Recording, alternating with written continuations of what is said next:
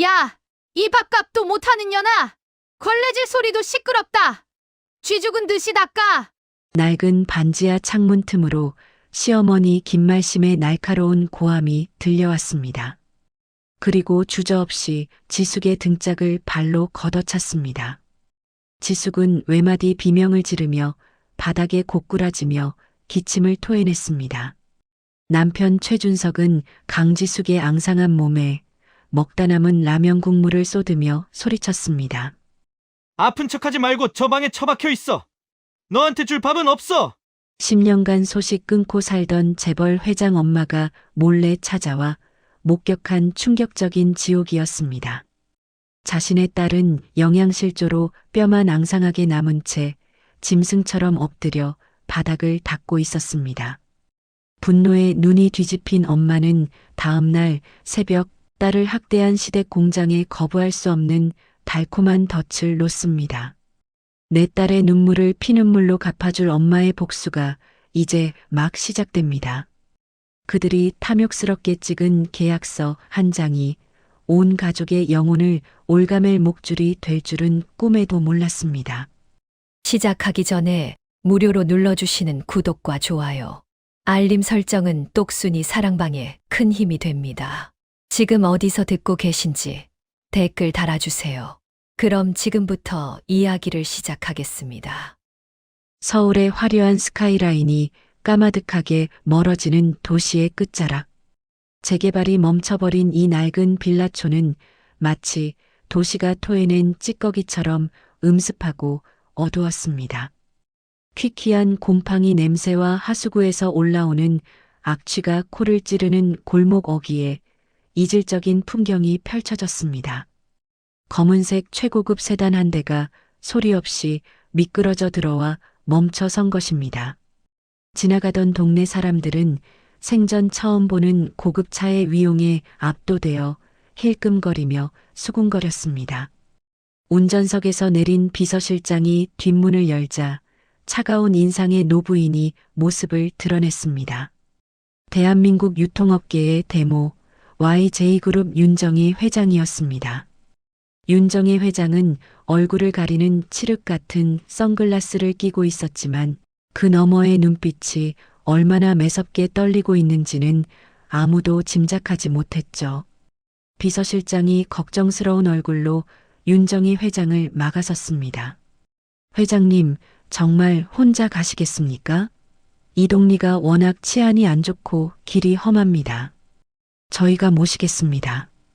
윤정희 회장이 손을 들어 제지하며 단호하고 낮게 깔린 목소리로 말했습니다. 됐다. 내 눈으로 직접 확인해야 해. 너희는 여기서 대기하고 있어. 내 딸이 지숙이가 어떻게 사는지 남의 입이 아니라 내 두 눈으로 똑똑히 봐야겠다. 윤정희 회장은 비서실장을 뒤로하고 홀로 골목 안으로 걸어 들어갔습니다. 울퉁불퉁하게 솟아오른 보도블록에 하이힐 굽이 걸려 휘청거렸지만 윤정희 회장은 아랑곳하지 않고 걸음을 재촉했습니다. 심장이 터질 듯이 뛰었습니다. 10년 전 가난한 남자와 결혼하겠다며 집을 나간 딸이었습니다. 그 문을 나가는 순간 인연 끊는 거다라며 모질게 내쳤던 딸이었습니다. 잘 살겠지, 보란 듯이 행복하게 살겠지 싶어 애써 외면했던 세월이었습니다. 비서실장이 알려준 주소는 골목 가장 깊숙한 곳, 햇빛조차 제대로 들지 않는 붉은 벽돌의 다세대 주택이었습니다. 반지하 창문에는 녹슨 쇠창살이 감옥처럼 쳐져 있었고 그 너머로 희미한 형광등 불빛이 새어나오고 있었습니다. 윤정희 회장은 떨리는 숨을 고르며 창가에 바짝 붙어 섰습니다. 그리고 깨진 유리창 틈으로 방 안을 들여다보았습니다. 방 안의 풍경은 그야말로 지옥도 그 자체였습니다. 습기 찬 장판 위에는 빨지 않은 옷가지들이 산처럼 쌓여 있었고 뼈만 앙상하게 남은 여자가 낡아 빠진 러닝셔츠 바람으로 바닥을 기어다니고 있었습니다. 머리카락은 언제 감았는지 모를 정도로 떡이 져 헝클어져 있었고 앙상하게 드러난 팔다리에는 시퍼런 멍 자국이 지도처럼 얼룩져 있었습니다. 윤정희 회장은 입을 틀어막았습니다. 설마 저 비참한 몰골의 여자가 10년 전 누구보다 곱고 당당했던 자신의 딸 강지숙일 리가 없다고 부정하고 싶었습니다. 하지만 여자가 힘겹게 고개를 들었을 때 윤정희 회장은 심장이 멎는 것 같았습니다. 생기라곤 찾아볼 수 없는 퀭한 눈동자와 푹 꺼진 볼, 하지만 분명 자신의 딸 강지숙이었습니다. 소파에는 덩치 큰 노인이 텔레비전 채널을 돌리며 누워 있었습니다. 강지숙의 시어머니 김말심이었습니다. 김말심이 먹던 과자 부스러기를 바닥에 흘리며 짜증 섞인 목소리로 소리쳤습니다. 야, 강지숙, 너 지금 걸레질을 하는 거냐, 마는 거냐? 동작이 왜 그리 굼떠? 밥값을 하려면 손을 빨리빨리 놀려야 할 거 아니야. 내가 너 때문에 속이 터져서 못 살겠다. 강지숙이 바들바들 떨며 기어가는 목소리로 대답했습니다. 죄송합니다, 어머니. 제가 며칠 굶었더니 힘이 없어서 손에 힘이 잘 안 들어가요. 뭐, 굶어? 누가 들으면 내가 밥 안 주는 줄 알겠다? 아침에 먹다 남은 밥물에 말아줬잖아. 그 귀한 쌀밥을 처먹고도 힘 타령이야? 네가 아주 배가 불렀구나. 김말심이 벌떡 일어나더니 강지숙에게 성큼성큼 다가갔습니다. 그리고 주저없이 강지숙의 등짝을 발로 걷어찼습니다. 흑! 강지숙이 외마디 비명을 지르며 바닥에 고꾸라졌습니다. 김말심은 분이 풀리지 않는지 쓰러진 강지숙의 머리채를 잡고 흔들었습니다. 에이, 재수없는 년. 네가 들어오고 나서 우리 집안에 되는 일이 하나도 없어. 아들 못 낳으면 일이라도 잘해야지. 어디서 꾀병을 부려. 우리 준석이 사업 안 풀리는 것도 다 너 때문이야. 이년아. 강지숙이 고통스러운 듯 기침을 토해냈습니다. 쿨러, 쿨러.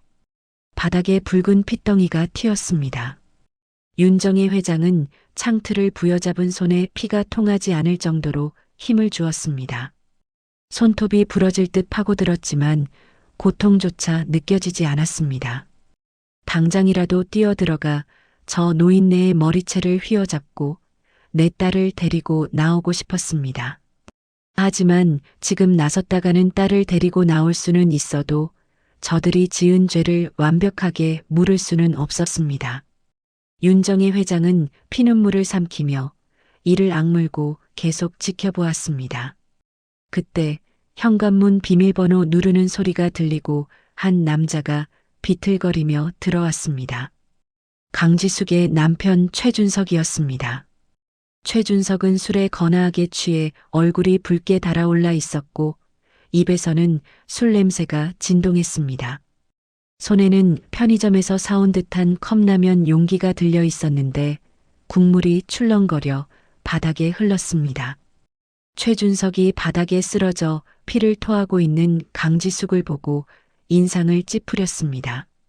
아씨, 집에 들어오자마자 재수없게 왜 이러고 있어? 분위기 잡치게. 너 일부러 나 들어올 때 맞춰서 아픈 척하는 거지? 강지숙이 힘겹게 고개를 들어 남편을 바라보았습니다. 그 눈빛에는 아주 작은 기대, 혹시라도 남편만은 자신을 걱정해주지 않을까 하는 신락 같은 희망이 담겨 있었습니다. 여보, 왔어요? 저 좀 일으켜줘요. 몸이 너무 아파서 병원 좀 데려가줘요. 최준석이 비릿하게 웃으며 강지숙 앞으로 다가갔습니다. 일으켜달라고? 병원? 야, 돈 있어? 네가 돈 벌어? 네가 상전이야? 남편이 하루 종일 뼈 빠지게 일하고 왔으면 물이라도 떠와야지. 어디서 누워있어? 최준석이 손에 들고 있던 컵라면 용기를 기울였습니다.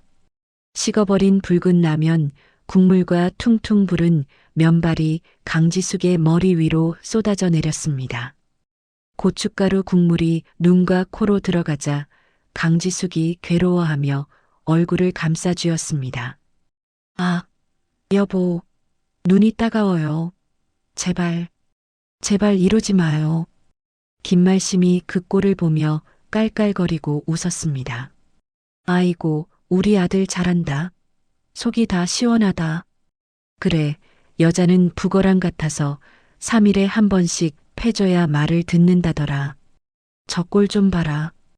꼴 좋다. 최준석이 혀를 차며 김말심 옆 소파에 털썩 앉았습니다. 엄마 밥 줘. 배고파 죽겠네. 저거 치우는 건 나중에 하라고 해.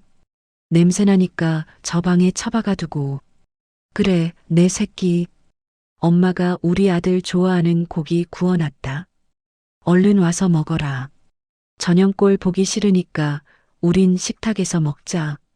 두 사람은 고통에 몸부림치는 강지숙을 거실 바닥에 방치한 채 부엌 식탁에 앉아 고기를 굽기 시작했습니다. 지글지글 고기 굽는 냄새가 좁은 반지하 방에 퍼지자 강지숙이 본능적으로 냄새를 맡으며 침을 삼켰습니다. 며칠을 굶은 탓에 생존 본능이 고통을 압도한 것이었습니다. 하지만 그 누구도 그녀에게 고기 한 점, 물 한 모금 던져주지 않았습니다. 강지숙은 라면, 국물로 엉망이 된 머리카락을 쥐어뜯으며 소리 없이 오열했습니다. 그녀의 눈물은 바닥에 떨어진 핏자국과 섞여 붉게 얼룩졌습니다. 창밖에서 이 모든 것을 지켜보던 윤정희 회장의 선글라스 밑으로 뜨거운 눈물이 하염없이 흘러내렸습니다. 내 딸이, 내 목숨보다 귀하게 키운 딸이 짐승만도 못한 취급을 받고 있었습니다. 10년 전 엄마 돈 필요 없어. 가난해도 사랑하면 행복할 수 있어라고 외치며 집을 나갔던 당찬 딸의 모습은 온데간데 없었습니다. 그곳에는 학대에 길들여진 영혼이 파괴된 노예만이 있을 뿐이었습니다. 윤정희 회장은 입술을 깨물어 터뜨렸습니다. 입안 가득 비릿한 피맛이 번졌습니다. 용서 못해. 절대로 용서 못해. 내 딸 눈에 피눈물 흘리게 한 데가 뼈가 으스러지도록 치르게 해주마. 윤정희 회장은 떨리는 몸을 돌려 골목을 빠져나왔습니다. 비틀거리는 걸음을 떼며 뒤를 돌아보았습니다. 저 지옥 같은 집에 딸을 두고 나오는 발길이 떨어지지 않았지만 더 완벽한 파멸을 위해, 더 확실한 구원을 위해 참아야 했습니다. 차에 오른 윤정희 회장은 손수건으로 입가에 묻은 피를 닦아내며 지옥에서 돌아온 악기 같은 목소리로 비서실장에게 말했습니다. 박전무, 지금 당장 회사로 가자. 그리고 사람 풀어서 최준석 그놈 집구석 샅샅이 뒤져. 숟가락 개수까지 파악해. 빚이 얼마인지, 거래처가 어디인지, 숨겨둔 여자가 있는지 하나도 빠짐없이 알아내. 오늘 밤 안으로 내 책상 위에 올려. 비서실장이 백미러로 윤정희 회장의 서슬 퍼런 표정을 보고 침을 삼키며 물었습니다. 알겠습니다, 회장님. 그런데 따님은 어쩌시겠습니까? 지금 당장 모셔올까요? 지숙이는 내가 데려올 거다. 내 방식대로 가장 화려하고 잔인하게. 저것들이 제 발로 기어서 내 딸을 놓아주게 만들 거야. 그날 밤 YJ그룹 회장실. 창밖은 칠흑 같은 어둠에 잠겨 있었지만 회장실의 불은 꺼지지 않았습니다. 윤정희 회장은 비서실장이 가져온 두툼한 보고서를 읽어 내려가고 있었습니다. 페이지를 넘길 때마다 윤정희 회장의 손이 분노로 파르르 떨렸고 종이가 구겨지는 소리가 정막을 깼습니다. 보고서에는 강지숙이 지난 10년 동안 겪었던 지옥 같은 삶이 병원 진료 기록이라는 차가운 데이터로 고스란히 기록되어 있었습니다. 강지숙 진료 기록 2015년 유산, 2017년 유산, 2020년 유산. 원인 심각한 영양실조 및 복부 타박상에 의한 자궁 파열 의심. 3번의 유산. 그것도 자연 유산이 아닌 남편과 시어머니의 지속적인 폭행과 학대로 인한 유산이었습니다. 게다가 갈비뼈 골절, 고막 파열, 다리, 화상 자국 등 셀 수 없는 상해, 진단 기록들이 끝도 없이 이어졌습니다. 윤정혜 회장은 가슴이 미어지는 것 같아 잠시 눈을 감고 거친 숨을 몰아쉬었습니다. 이 천하의 몹쓸 놈들. 짐승도 제 새끼 가진 어미는 안 건드리는 법인데. 다음 페이지를 넘기자 더 충격적인 내용이 나왔습니다. 최준석이 운영하는 식품 공장의 격리 조아라와 3년째 내연 관계라는 사실이었습니다. 두 사람이 주고받은 메신저 대화 내용이 캡처되어 첨부되어 있었습니다. 자기야, 그 병신 같은 년 언제 내쫓을 거야? 나 배 점점 불러오는데. 우리 애기 아빠 없이 낳게 할 거야? 조금만 참아. 그년 앞으로 들어둔 생명 보험이 5억이야. 지금 몸 상태 보면 얼마 안 남았어. 정신병자로 몰아서 강제 입원시키고 나면 우리가 법적 보호자니까 돈 다 우리 거야. 진짜? 역시 자기는 계획이 다 있구나. 빨리 처리해. 나 그년 꼴 보기 싫어 죽겠어. 냄새나. 윤정희 회장은 자리에서 벌떡 일어났습니다. 책상 위에 있던 육중한 크리스털 재떨이를 벽을 향해 집어 던졌습니다. 와장창 하는 소리와 함께 재떨이가 산산조각이 났습니다. 사람의 탈을 쓰고 어떻게 이런 짓을 꾸밀 수 있는지 상상조차 할 수 없는 악마들이었습니다. 보험금을 노리고 아픈 아내를 정신병원에 가두려 하다니. 윤정희 회장은 책상 서랍 깊숙한 곳에서 액자 하나를 꺼냈습니다. 10년 전 강지숙이 집을 나가기 전 찍었던 마지막 가족 사진이었습니다. 사진 속 강지숙은 티 없이 맑은 얼굴로 환하게 웃고 있었습니다. 윤정희 회장은 사진 속 딸의 얼굴을 쓰다듬으며 눈물을 뚝뚝 흘렸습니다. 지수가, 엄마가 미안해. 엄마가 너무 늦었어. 엄마가 잘못했다. 윤정희 회장은 사진을 가슴에 품고 한참을 오열했습니다. 하지만 슬픔은 잠시였습니다. 눈물을 닦아낸 윤정희 회장의 눈빛이 다시 차갑게 식었습니다. 그 눈빛은 이제 슬픔이 아닌 살기로 번득이고 있었습니다. 그녀는 인터폰을 눌러 법무팀장을 호출했습니다. 김 변호사, 지금 당장 들어와. 작성해야 할 계약서가 있어. 잠시 후 법무팀장이 헐레벌떡 들어왔습니다. 윤정희 회장은 최준석의 공장 재무제표를 바닥에 던져주며 말했습니다. 이 공장, 내가 투자할 거야. 아주 파격적인 조건으로. 법무팀장이 재무제표를 훑어보더니 의아해하며 물었습니다. 회장님, 이 공장은 이미 자본 잠식 상태입니다.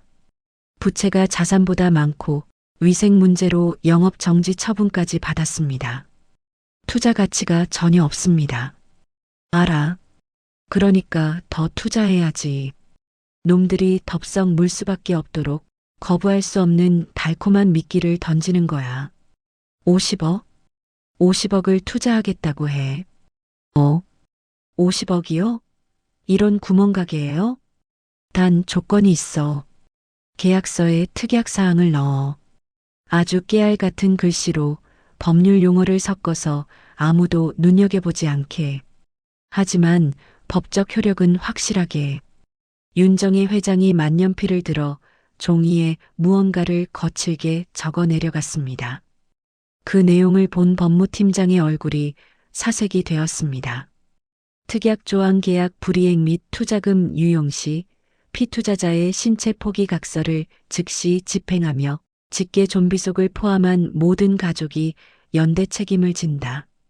또한 투자금의 10배를 위약금으로 즉시 상환해야 하며 이를 현금으로 이행하지 못할 경우 YJ그룹 소유 공장의 무기한 노무직으로 강제 복무한다. 법무팀장이 떨리는 목소리로 물었습니다. 회장님, 이건 노예계약이나 다름없습니다. 너무 가혹합니다. 가혹해? 저들이 내 딸한테 한 짓에 비하면 이건 자비로운 거야. 상관없어. 놈들은 돈 냄새를 맡으면 눈이 뒤집혀서 내용도 안 보고 도장부터 찍을 테니까. 법적 공방까지 갈 것도 없이 스스로 목을 매게 만들 거야. 윤정희 회장의 눈에서 서슬 퍼런 살기가 뿜어져 나왔습니다. 내 딸이 흘린 눈물 한 방울마다 너희들은 피 한 바가지씩 쏟게 될 거다. 지옥이 뭔지 뼈저리게 가르쳐 주마. 윤정희 회장은 창밖의 어둠을 응시했습니다. 내일이면 복수의 서막이 오를 것입니다. 그녀는 밤새도록 잠들지 못하고 딸을 위한 가장 잔혹하고 아름다운 복수국을 꼼꼼하게 다듬었습니다. 다음 날 오후 경기도 외곽의 한적한 공단 지역. 여기저기 페인트가 벗겨지고 녹슨 간판이 위태롭게 매달려 있는 최고집. 식품 공장 앞마당은 을씨년스러웠습니다. 폐업 직전이라 가동을 멈춘 기계들은 흉물스럽게 방치되어 있었고 바닥에는 쓰레기가 굴러다니고 있었죠. 하지만 공장 정문 앞에는 평소와 다르게 최준석과 김말심이 한껏 멋을 부린 채 서성거리고 있었습니다. 최준석은 유행이 한참 지난 은갈치색 양복을 꺼내 입고 넥타이를 고쳐 매느라 정신이 없었고 김말심은 장롱 깊숙이 박혀있던 한복을 꺼내 입고 짙은 화장으로 얼굴을 덮었습니다. 최준석이 손목 시계를 보며 초조한 듯 발을 동동 구르며 말했습니다. 엄마, 내 옷 어때? 재벌 회장님 보시기에 좀 있어 보여? 이게 이래봬도 10년 전에 백화점에서 비싸게 주고 산 거야. 김말심이 아들의 옷매무새를 다듬어주며 호들갑을 떨었습니다. 아이고, 우리 아들 인물이 훤하다. 재벌 회장이 아니라 대통령이 와도 꿀릴 게 없지. 근데 그 회장이라는 양반 진짜로 오는 거 맞냐? 혹시 사기꾼 아니야? 에이, 엄마도 참 명함 못 봤어? YJ그룹이라잖아. 대한민국에서 YJ 모르면 간첩이야. 비서실장이 직접 전화까지 했다니까. 우리 이제 돈방석 앉는 거야. 그때 공장 입구 쪽에서 흙먼지가 피어오르며 검은색 세단 행렬이 모습을 드러냈습니다. 선두 차량을 필두로 고급 외제차 5대가 줄지어 들어오는 광경은 이 누추한 공장과는 전혀 어울리지 않는 압도적인 위용을 자랑했습니다. 최준석과 김말심은 입을 다물지 못한 채 그 광경을 바라보았습니다. 차량 행렬이 공장 마당 한가운데 멈춰서고 건장한 경호원들이 우르르 내려 도열했습니다. 가운데 리무진의 뒷문이 열리자 윤정희 회장이 차가운 표정으로 내렸습니다. 최고급 실크 정장에 진주 목걸이를 한 윤정희 회장의 모습에서는 범접할 수 없는 귀티가 흘렀습니다. 최준석이 허리를 90도로 굽히며 달려가 아른체를 했습니다. 아이고, 회장님, 먼 길 오시느라 고생 많으셨습니다. 제가 사장 최준석입니다. 영광입니다. 정말 영광입니다. 김말심도 덩달아 넙죽절을 하며 아부를 떨었습니다. 어서 오십시오. 누추한 곳에 귀한 분이 오셔서 몸둘 바를 모르겠습니다. 제가 이 아이 어미 되는 사람입니다. 윤정희 회장은 선글라스를 살짝 내리고 두 사람을 훑어보았습니다. 어제 골목길에서 봤던 그 추악한 인간들이 오늘은 가면을 쓰고 굽신거리는 꼴이 역겨워 견딜 수가 없었습니다. 윤정희 회장이 손수건을 꺼내 코를 막으며 인상을 찌푸렸습니다. 공기부터가 탁하군요. 이런 곳에서 사람이 먹는 음식을 만든다니. 위생관리는 제대로 하고 있는 겁니까? 최준석이 당황하며 손을 내저었습니다. 아, 예. 그럼요. 지금은 잠시 휴업 중이라 청소가 덜 되어서 그렇지. 평소에는 아주 깨끗합니다. 저희 공장만의 전통 방식으로. 전통 방식? 곰팡이랑 먼지가 전통입니까? 윤정희 회장이 차갑게 쏘아붙이며 공장 안으로 성큼성큼 걸어 들어갔습니다. 공장 내부는 더욱 가관이었습니다. 기계에는 녹이 슬어 있었고 구석에는 쥐똥이 굴러다녔습니다. 윤정희 회장은 더 볼 것도 없다는 듯 고개를 돌렸습니다. 뒤따라오던 최준석의 등줄기에 식은땀이 흘렀습니다. 이대로 투자가 물 건너가는 건 아닐까 조마조마했죠. 윤정희 회장이 비서실장을 보며 말했습니다. 박 전무, 여기 볼 거 없네. 가자. 네, 회장님. 윤정희 회장이 몸을 돌리려 하자 최준석이 다급하게 앞을 가로막으며 무릎을 꿇을 기세로 매달렸습니다. 회장님, 한 번만 다시 봐주십시오. 기계는 낡았어도 저희 기술력은 진짜입니다. 자금만 좀 수혈해 주시면 대박날 아이템이 수두룩합니다. 김말심도 윤정희 회장의 옷자락을 잡으려다 경호원에게 제지당하며 소리쳤습니다. 맞아요, 회장님. 우리 아들이 얼마나 똑똑한데요. 서울 명문대 나온 인재예요. 제발 한 번만 도와주세요. 윤정희 회장이 걸음을 멈추고 묘한 미소를 지었습니다. 마치 쥐덫에 걸린 쥐를 바라보는 고양이의 눈빛이었습니다. 기술력이라. 솔직히 말씀드리면 기술은 형편없습니다. 당장 폐기 처분해도 모자랄 수준이에요. 최준석의 얼굴이 흙빛이 되었습니다. 하지만 윤정희 회장의 다음 말은 그를 지옥에서 천국으로 끌어올렸습니다. 하지만 부지는 마음에 드는군요. 이 땅의 잠재력은 있어 보입니다. 공장을 인수해서 전면 리모델링하고 최신 설비를 들이면 승산이 있겠어요. 네. 그러면 투자하겠습니다. 50억? 그 정도면 빚 청산하고 공장 새로 짓기에 충분하겠죠?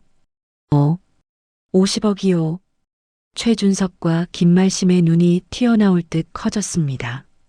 평생 만져보지도 못한 거액이었습니다. 최준석이 입을 다물지 못하고 덜덜 떨며 물었습니다. 저 정말입니까? 50억을.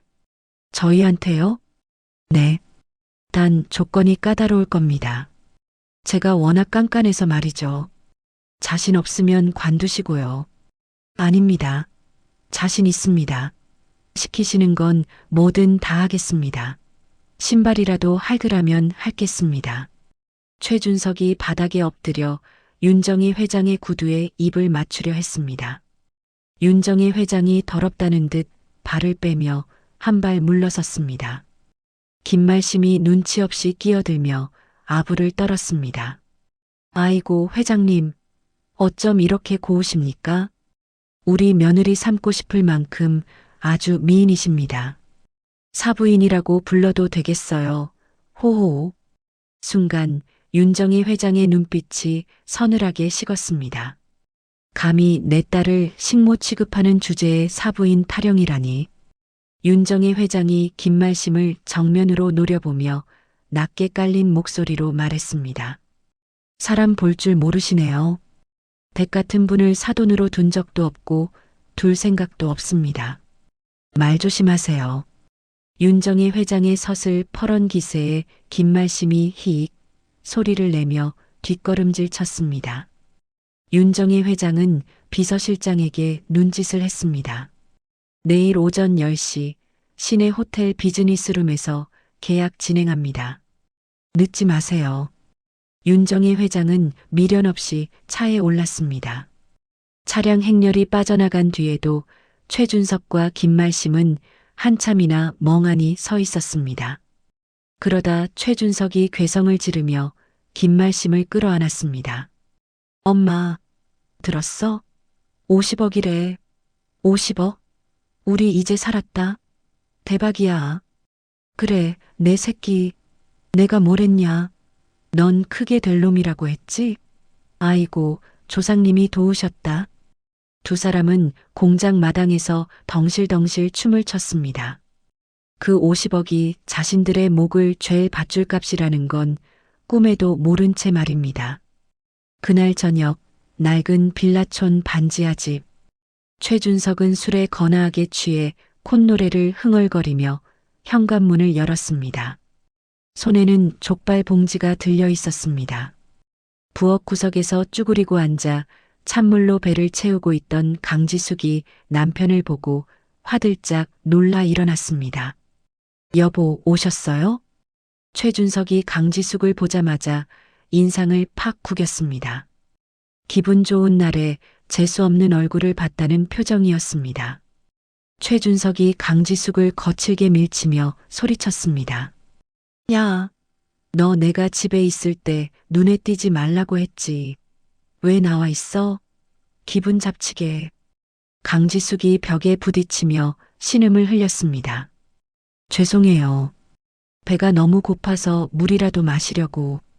배가 고파? 네가 한 게 뭐 있다고 밥을 달래? 식충이 같은 년. 야, 잘 들어. 내일 아주 귀한 손님이 오실 거야. 50억 투자해줄 회장님이라고. 그러니까 너 내일 하루 종일 방구석에 처박혀서 숨소리도 내지 마. 알았어? 최준석은 강지숙의 팔을 잡아 끌어 곰팡이가 슬어 퀴퀴한 냄새가 나는 뒷방으로 던져 넣었습니다. 강지숙이 바닥에 나뒹굴었습니다. 여보, 제발. 밥 좀 줘요. 손이 떨려서. 시끄러워. 네가 굶어 죽든 말든 내 알 바 아니야. 넌 그냥 없는 사람처럼 죽어 지내.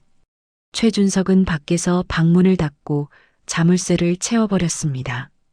철컹 하는 소리와 함께 강지숙은 어둠 속에 갇혔습니다.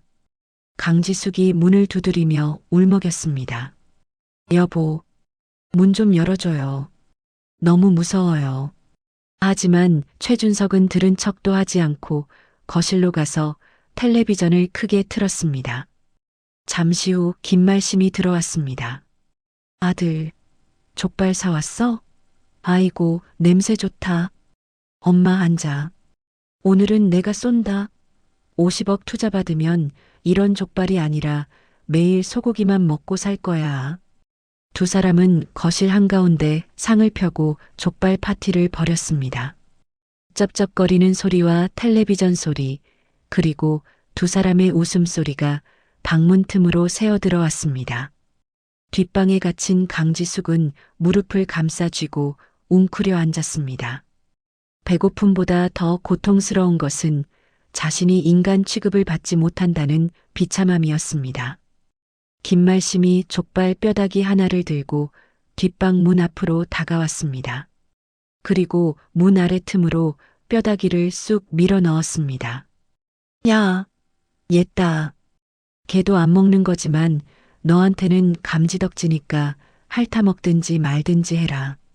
조용히 하고. 강지숙은 문틈으로 들어온 뼈다귀를 바라보며 입술을 깨물었습니다.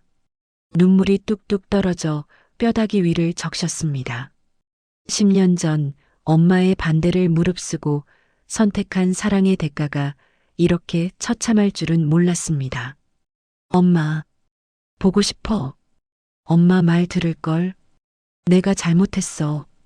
강지숙은 소리 죽여 엄마를 부르며 오열했습니다. 한편 YJ그룹 회장실, 윤정혜 회장은 대형 모니터 앞에 앉아 이 모든 광경을 지켜보고 있었습니다. 어제 몰래 설치해둔 초소형 드론 카메라가 집안 내부를 훤히 비추고 있었기 때문입니다. 강지숙이 뒷방에 갇혀 오는 모습, 최준석과 김말심이 희희낙낙하며 족발을 뜯는 모습이 화면 가득 잡혔습니다. 김말심이 던진 뼈다귀를 보며 강지숙이 눈물 흘리는 장면에서 윤정혜 회장은 쥐고 있던 와인잔을 바닥에 내동댕이 쳤습니다. 쨍그랑 붉은 와인이 핏물처럼 바닥에 흩뿌려졌습니다. 저 짐승만도 못한 것들이. 윤정혜 회장의 전신이 분노로 부들부들 떨렸습니다. 당장이라도 쳐들어가 딸을 데리고 나오고 놈들의 목을 비틀어버리고 싶었습니다. 하지만 윤정혜 회장은 이를 악물고 참았습니다. 지금 참아야 놈들을 더 깊은 지옥으로 떨어뜨릴 수 있었습니다. 윤정혜 회장이 인터폰을 눌러 비서실장을 호출했습니다. 박 전무 들어와. 비서실장이 들어오자 윤정희 회장은 화면을 가리키며 서슬퍼런 목소리로 명령했습니다. 당장이라도 가서 다 죽여버리고 싶지만 내일 계약식까지만 참겠다. 지숙이 구출팀 대기시켜. 최준석이 계약서에 도장 찍는 그 순간 바로 진입한다. 1초도 지체하지 마. 알겠습니다, 회장님. 특수 요원들로 구성된 팀이 이미 빌라 주변에 잠복 중입니다. 그리고 조아라 그녀는 뭐하고 있나? 최준석이 재벌 투자를 받는다는 소식을 듣고 짐을 싸고 있습니다. 내일 계약 현장에 나타날 것으로 예상됩니다. 안주인 자리를 뺏길까봐 초조해하고 있습니다. 윤정희 회장의 입가에 비릿한 미소가 번졌습니다. 그래, 제 발로 호랑이 굴로 들어오시겠다? 아주 잘 됐군. 한꺼번에 처리해주지. 윤정희 회장은 모니터 속에서 웅크려 울고 있는 딸의 모습을 손끝으로 어루만졌습니다. 조금만 참아라, 지수가. 엄마가 간다. 내일이면 이 지옥도 끝이야. 윤정희 회장의 눈에서 뜨거운 눈물이 흘러내렸지만 눈빛만은 그 어느 때보다 차갑고 강렬하게 빛나고 있었습니다. 복수의 칼날은 이미 벼려졌고 이제 휘두를 일만 남았습니다. 다음 날 오전 10시 서울 시내 5성급 호텔 비즈니스룸. 최준석은 쭈뼛거리며 최고급 가죽 소파에 엉덩이를 걸치고 앉아 있었습니다. 테이블 위에는 아직 김이 모락모락 나는 에스프레소와 그보다 더 뜨거운 욕망을 자극하는 두툼한 계약서가 놓여 있었죠.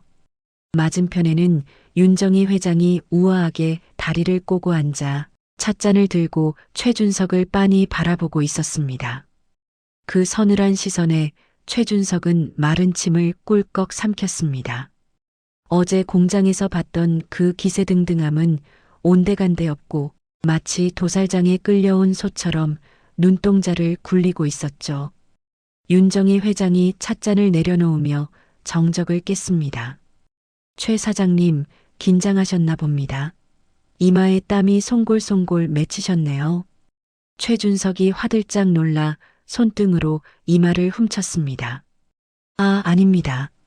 회장님 뵙는데 긴장이라니요. 너무 감격스러워서 그렇습니다.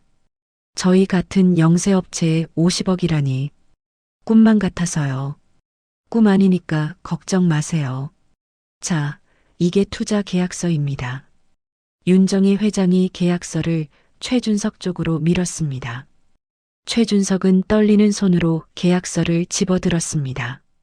하지만 그의 눈은 글자를 읽는 것이 아니라 오직 50억이라는 숫자와 윤정희 회장의 인감도장을 찾는데 혈안이 되어 있었습니다. 깨알같이 적힌 특약사항 따위는 눈에 들어오지도 않았죠.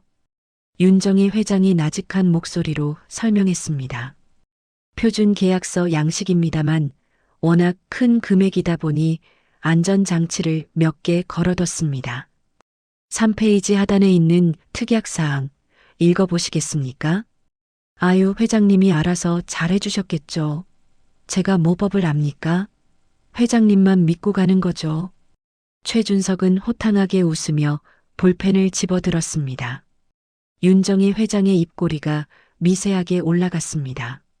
그 특약사항에는 계약 불이행 및 투자금 유용 시 피투자자의 신체 포기 각서를 즉시 집행하며 직계 좀비속을 포함한 모든 가족이 연대 책임을 진다. 투자금의 10배를 위약금으로 즉시 상환해야 하며 이를 현금으로 이행하지 못할 경우 YJ그룹 소유 공장의 무기한 노무직으로 강제 복무한다는 그야말로 영혼까지 저당 잡히는 노예계약 조항이 숨겨져 있었거든요.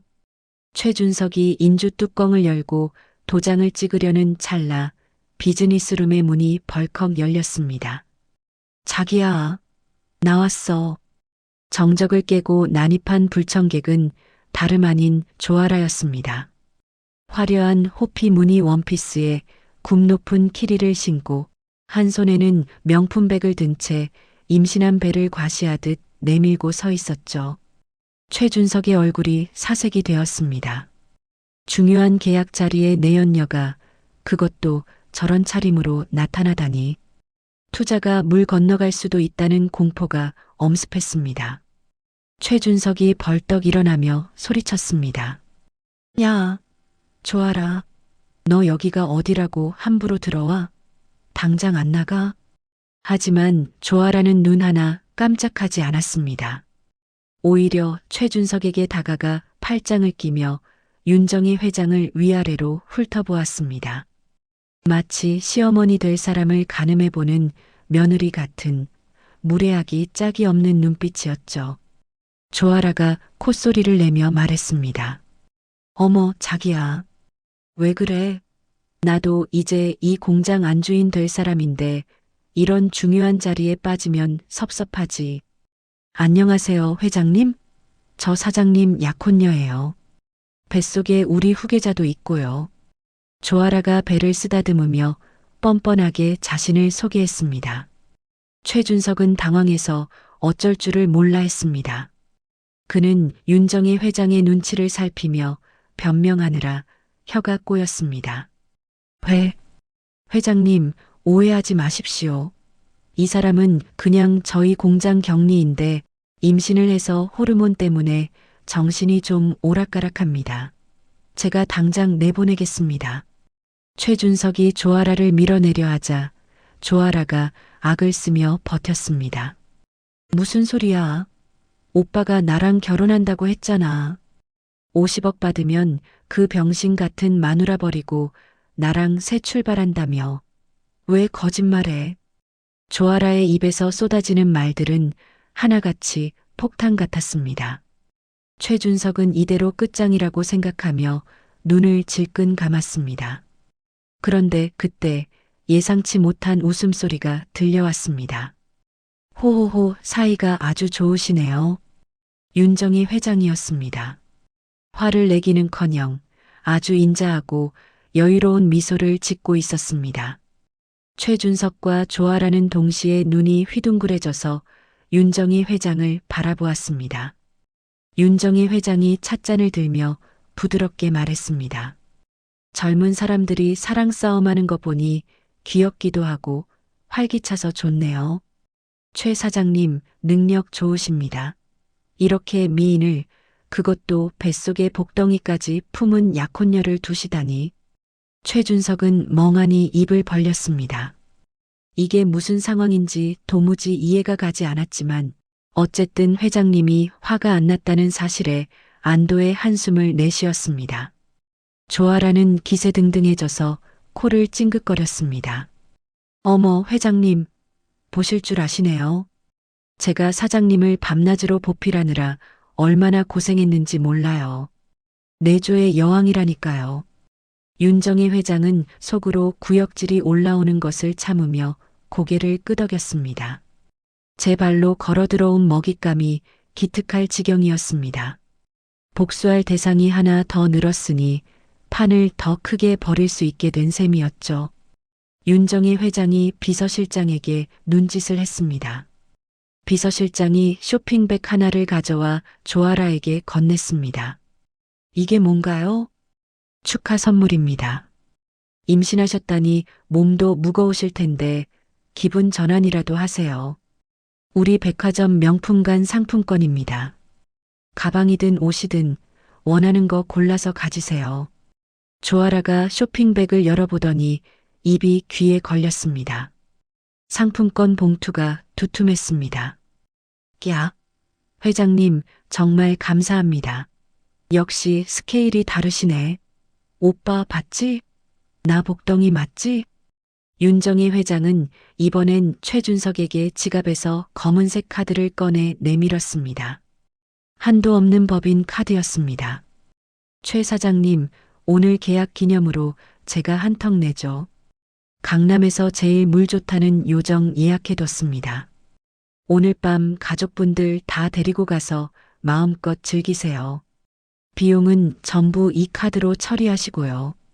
술도 최고급으로 드시고 약혼녀분도 계시니 가무나 즐기시죠. 최준석은 카드를 받아들고 손을 벌벌 떨었습니다. 꿈에 그리던 상류층의 삶이 눈앞에 펼쳐지는 것 같았습니다. 그는 다시 한번 바닥에 엎드려 절을 했습니다. 회장님, 충성하겠습니다. 제 뼈를 갈아서라도 회장님 은혜에 보답하겠습니다. 그래요. 기대하겠습니다. 그럼 도장 찍으시죠. 최준석은 망설임 없이 계약서에 인감 도장을 쾅 찍었습니다. 그 소리가 마치 자신의 사형 집행서에 서명하는 소리처럼 들렸지만 탐욕에 눈먼 그에게는 들리지 않았습니다. 조아라는 옆에서 상품권을 세어보느라 정신이 없었죠. 계약을 마친 두 사람은 윤정희 회장에게 연신 허리를 굽히며 비즈니스룸을 나갔습니다. 복도 끝에서 두 사람의 웃음소리가 들려왔습니다. 자기야, 이거 봐. 1,000만 원이야. 나 당장 샤넬백 사러 갈래. 그래, 가자. 오늘 밤엔 회장님이 주신 카드로 아주 끝장나게 놀아보자. 그 곰팡이 냄새나는 집구석 쳐다보기도 싫어. 두 사람의 발자국 소리가 완전히 사라지자 윤정희 회장의 얼굴에서 미소가 순식간에 사라졌습니다. 그녀의 눈빛은 북극의 빙하처럼 차갑게 얼어붙었습니다. 윤정희 회장은 테이블 위에 놓인 찻잔을 집어 벽을 향해 힘껏 던졌습니다. 와장창 산산조각 난 파편들이 바닥에 흩어졌습니다. 더러운 것들. 감히 내 앞에서 사랑 타령을 해? 내 딸은 지옥에서 피를 토하고 있는데. 윤정희 회장은 가쁜 숨을 몰아쉬며 비서실장에게 물었습니다. 박 전무 준비됐나? 네, 회장님. 오늘 밤 그들이 요정에 들어가 술판을 벌이는 즉시 작전 개시합니다. 특수구출팀이 빌라 주변에 대기 중입니다. 한치의 오차도 없어야 해. 털끝 하나라도 다치게 하면 가만 안 둬. 명심하겠습니다.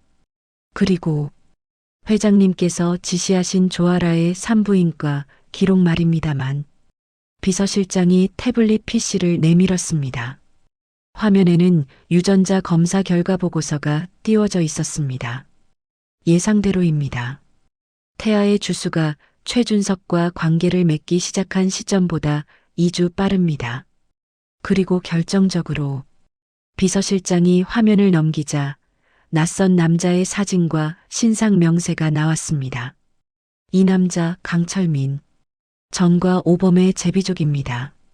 조아라가 유흥업소에서 일할 때 동거했던 남자인데 최근까지도 연락을 주고받은 기록을 확보했습니다. 태아의 유전자 정보와 이 남자의 유전자가 99.9% 일치합니다. 윤정희 회장이 사진을 보며 비릿하게 웃었습니다. 뻐꾸기 새끼를 품고 재벌가 며느리 행세를 하려 했다? 아주 재미있네. 최준석 그 멍청한 놈은 남의 씨앗인 줄도 모르고 좋아하고 있겠지. 윤정희 회장은 창밖으로 보이는 서울 시내를 내려다보았습니다. 저 멀리 어딘가에서 자신의 딸이 갇혀있을 낡은 빌라촌이 보이는 듯 했습니다. 한편 낡은 빌라의 반지하 방. 강지숙은 사흘째 물 한 모금 마시지 못한 채 차가운 방바닥에 쓰러져 있었습니다. 의식이 가물가물해지고 눈앞이 흐릿해졌습니다. 배고픔은 이제 고통을 넘어 무감각해졌고 온몸에 힘이 빠져나가 손가락 하나 까딱할 수 없었습니다. 흐릿한 시야 속으로 10년 전 엄마의 얼굴이 떠올랐습니다. 모질게 내치던 엄마의 뒷모습이 아니라 어릴 적 아플 때 밤새 간호해주던 따뜻한 엄마의 모습이었습니다. 엄마, 나 너무 아파. 잘못했어. 엄마 말 들을걸. 강지숙의 눈에서 눈물 한 방울이 주르륵 흘러내려 바닥을 적셨습니다. 밖에서는 아이들이 뛰어노는 소리가 들려왔지만 강지숙이 있는 곳은 소리 없는 무덤과 같았습니다. 그녀는 점점 어둠 속으로 가라앉고 있었습니다. 하지만 그녀는 몰랐습니다. 자신을 구하기 위해 엄마가 보낸 빛이 어둠을 뚫고 달려오고 있다는 사실을 말입니다. 그날 밤 9시 강남의 최고급 요정 청담. 최준석과 조아라 그리고 김말심은 룸 하나를 통째로 빌려 술판을 벌이고 있었습니다. 테이블 위에는 수백만 원짜리 양주병들이 굴러다녔고 접대부들이 흥을 돋우고 있었죠. 김말심은 노래방 기계 마이크를 잡고 트로트를 구성지게 뽑아내고 있었고 최준석은 조아라의 허리를 감싸 안고 춤을 추고 있었습니다. 아이고 좋다. 내 인생에 이런 날이 올 줄이야. 며느리 잘 둔 덕에 호강하네. 김말심이 엉덩이를 흔들며 소리쳤습니다. 조아라는 며느리라는 소리에 기분이 좋은지 최준석의 볼에 뽀뽀를 퍼부었습니다. 오빠, 우리 이제 고생 끝이야. 그 칙칙한 집구석도 버리고 강남 아파트로 이사 가자. 당연하지. 내일 당장 계약하러 가자. 이제 우리 세상이야. 세 사람은 승리에 도취되어 탐욕에 취해 비틀거렸습니다. 그 시각 어둠이 짙게 깔린 빌라촌 골목.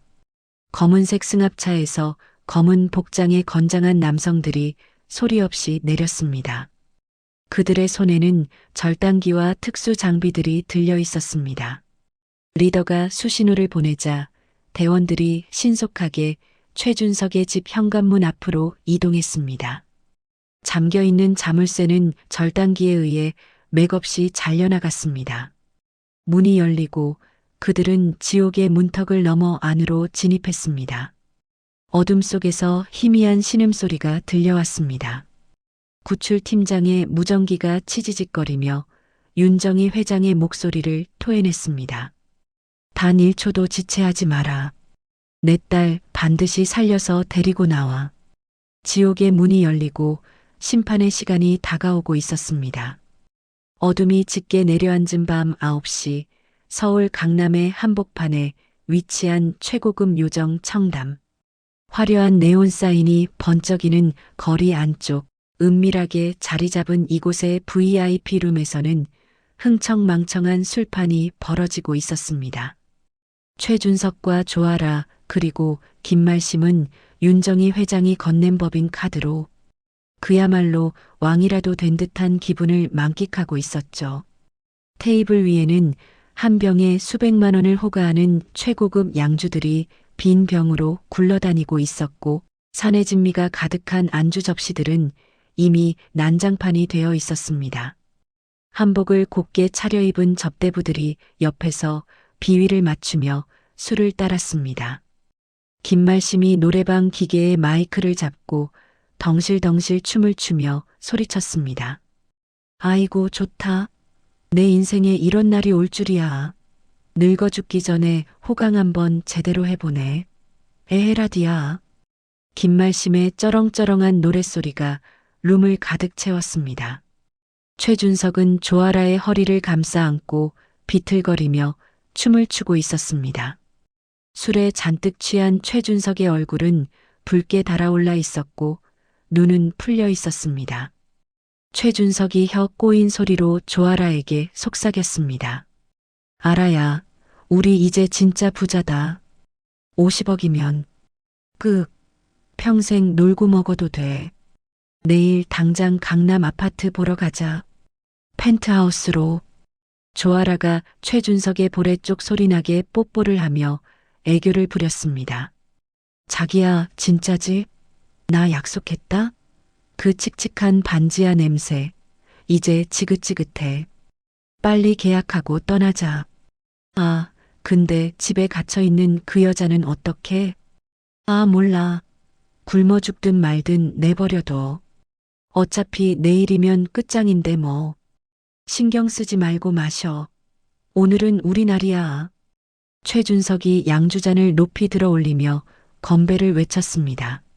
세 사람은 서로의 탐욕에 취해 그리고 다가올 파멸을 모른 채 광란의 밤을 보내고 있었습니다. 그들의 웃음소리가 커질수록 윤정희 회장이 쳐놓은 거미줄은 더욱 팽팽하게 그들을 조여오고 있었죠. 같은 시각 도시의 반대편 변두리 빌라촌. 가로등 하나 제대로 켜지지 않아 칠흑 같은 어둠이 깔린 골목길로 검은색 승합차 한 대가 소리 없이 미끄러져 들어왔습니다. 차 문이 열리고 검은 복장을 한 건장한 남성 4명이 신속하게 내렸습니다. 그들의 손에는 쇠를 자르는 절단기와 각종 특수 장비들이 들려 있었습니다. 윤정희 회장이 고용한 특수 구출팀이었습니다. 리더가 수신호를 보내자 대원들은 발소리를 죽이고 최준석의 집 현관문 앞으로 이동했습니다. 녹슨 철문에는 굵은 사슬과 자물쇠가 굳게 채워져 있었습니다. 리더가 절단기를 자물쇠에 가져다 댔습니다. 툭! 둔탁한 소리와 함께 자물쇠가 맥없이 잘려나갔습니다. 녹슨 쇠사슬이 바닥에 떨어지고 굳게 닫혀있던 지옥의 문이 스르르 열렸습니다. 대원들이 집 안으로 진입하자마자 코를 찌르는 악취가 밀려왔습니다. 음식물 쓰레기 썩는 냄새와 곰팡이 냄새, 그리고 배설물 냄새가 뒤섞인 역겨운 냄새였습니다.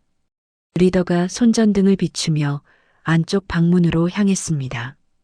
역시나 밖에서 자물쇠로 잠겨있는 작은 방이었습니다. 대원들이 다시 한번 절단기로 방문의 고리를 끊어냈습니다. 문이 열리고 손전등 불빛이 방 안을 비쳤습니다. 그리고 그 불빛 아래 드러난 광경에 산전수전 다 겪은 베테랑 요원들조차 숨을 멈췄습니다. 습기로 축축한 바닥 한 구석에 짐승처럼 웅크린 채 쓰러져 있는 여자가 있었습니다. 강지숙이었습니다. 사흘 동안 물 한 모금 마시지 못한 강지숙은 이미 의식을 잃어가고 있었습니다.